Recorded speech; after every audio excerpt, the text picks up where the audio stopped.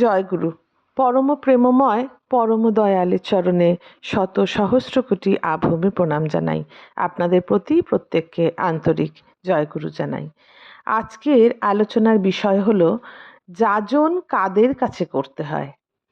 একজন কথা প্রসঙ্গে শ্রী শ্রী ঠাকুরকে বললেন, সবার কাছে তো যাজন করার প্রয়োজন হয় না, যারা আপনার কথা জানেন না তাদের কাছেই তো যাজন করার দরকার। প্রত্যুত্তরে শ্রী শ্রী ঠাকুর কি বললেন শুনুন। 1942 সালের 24শে অক্টোবর শ্রী শ্রী ঠাকুর এই প্রশ্নের উত্তর দিয়েছিলেন। শ্রী শ্রী ঠাকুর বললেন, আমার কিন্তু তা মনে হয় না। যারা জানে তাদের পরস্পরের মধ্যেও আলাপ আলোচনা যত বেশি হয় ততই ভালো। জানাটার শেষ নেই, যত আলাপ আলোচনা করা যায় ততই ফাইন পয়েন্টস, সূক্ষ্ম বিষয়গুলি বের হতে থাকে, আর সেটি হয়ে ওঠে এক উপভোগ্য ব্যাপার। তাছাড়া ইষ্টপ্রাণ যে সে পরিবেশের কাছে কখনোই প্যাসিভ হয়ে থাকবে না, নিষ্ক্রিয় হয়ে থাকবে না পরিবেশের কাছে। সৎসঙ্গীদের মধ্যেও বেফাস কথা, বেভুল ধারণা ও বেচাল চলনের অভাব নেই। সেগুলি যদি তখনই প্রপারলি যথাযথভাবে প্রতিরোধ না করেন তাহলে কিন্তু আপনারাও শিক্ষিত হবেন না। শ্রী শ্রী ঠাকুর কি বললেন? সৎসঙ্গীদের মধ্যেও বেফাস কথা, বেভুল ধারণা ও বেচাল চলনের অভাব নেই। সেগুলি যদি তখনই যথাযথভাবে প্রতিরোধ না করেন তাহলে কিন্তু আপনারাও এডুকেটেড হবেন না, শিক্ষিত হবেন না, তারাও শিক্ষিত হবে না। নিজেকে এবং পরিবেশকে প্রতিনিয়ত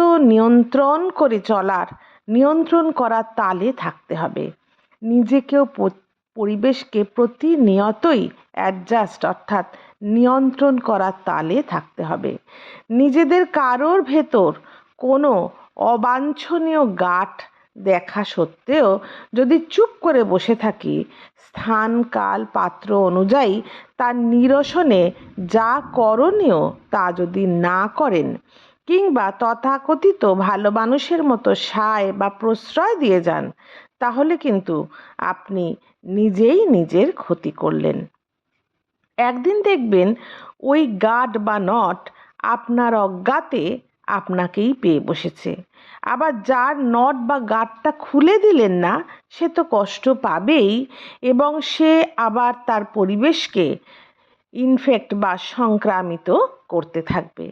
এইভাবে সমাজে এভিল বা দোষ স্প্রেড বিস্তার লাভ করবে। এইভাবেই সমাজের দোষগুলি বিস্তার লাভ করবে।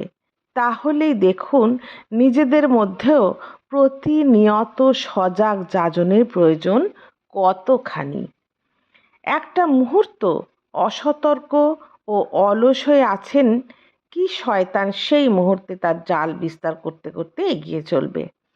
আপনাদের তাই ঘরে বাইরে অতন্দ্র ও অবিচ্ছেদ্যভাবে যজন যাজন ও ইষ্টভীতি করে চলতে হবে।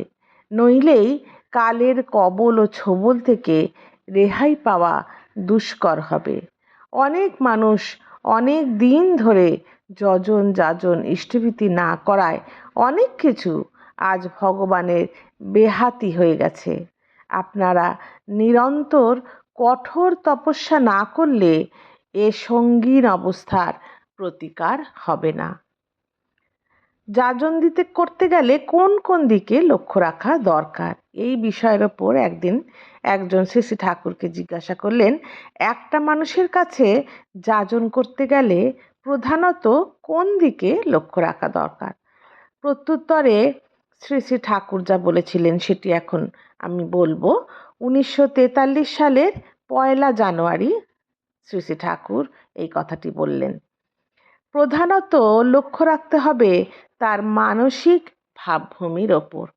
তাহলে কোন দিকে যাজন করার সময় প্রধানত কোন দিকে লক্ষ্য রাখা দরকার, এই প্রসঙ্গে শ্রী শ্রী ঠাকুর বললেন প্রধানত লক্ষ্য রাখতে হবে তার মানসিক ভাবভূমির ওপর, তার তৎকালীন মানসিক অবস্থা সম্বন্ধে যদি বোধ না থাকে, তাহলে কিন্তু কতগুলি নীতি বা তত্ত্বকথায় কাজ হবে না।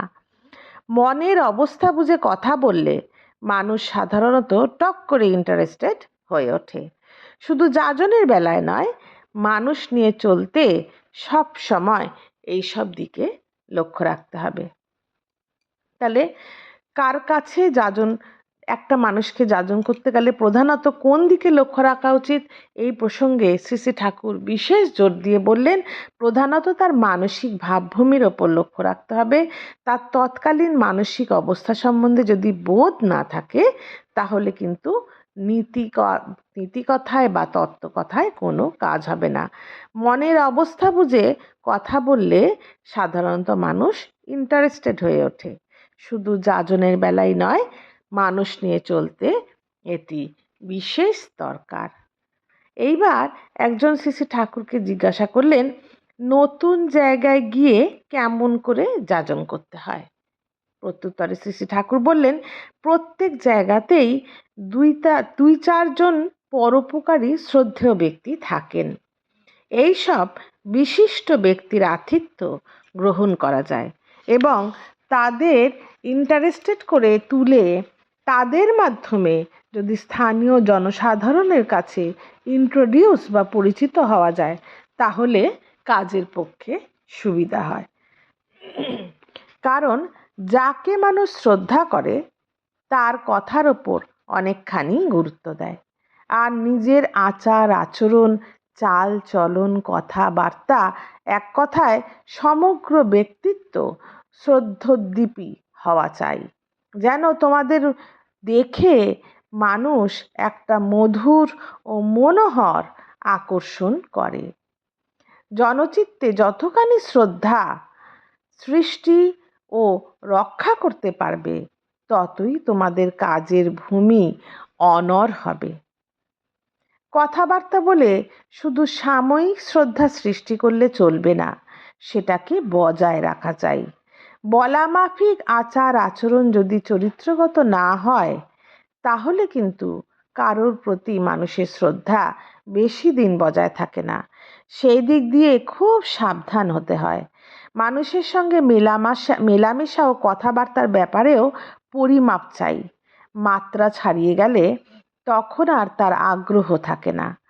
মানুষ যত আদর্শে সক্রিয়ভাবে মুগ্ধ থাকে, পরিবেশকে সেবা করার সজাগ সন্ধিৎসা নিয়ে তার চলন তত ব্যালেন্সড হয়, সাম্যসঙ্গত হয়, উদ্ভাবন মুখর হয়।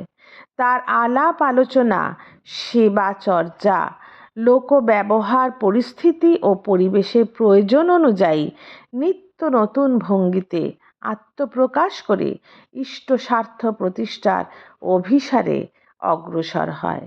আর লোকে তা যত দেখে ততই মুগ্ধ হয়ে যায়, ভাবে এর ভিতরের ঐশ্বর্য তো অফুরন্ত, অথচ এত নিরহংকার ও নিরাভিমান। এই দেখে সত্তা সম্বর্ধনার রসদ পাওয়ার আশায় মানুষ ভেড়ে তার কাছে। সত্তা সম্বর্ধনার রসদদার যদি হতে পারো, গাছতলায় বসে থাকলেও লোকে এসে ছেঁকে ধরবে তোমাকে। প্রকৃত যদি হও, প্রকৃতি তোমাদের জয়গান করবে। ভাবনার কিছু নেই। Knock and it will open. টোকা দাও, খুলে যাবে। ভক্তি, বিশ্বাস ও চরিত্রের সম্পদ থাকলেই সাধারণেরাই অসাধারণ হয়ে ওঠে। ভক্তি, বিশ্বাস ও চরিত্রের সম্পদ থাকলেই সাধারণেরাই অসাধারণ হয়ে ওঠে। জয় গুরু। বন্দে পুরুষোত্তম।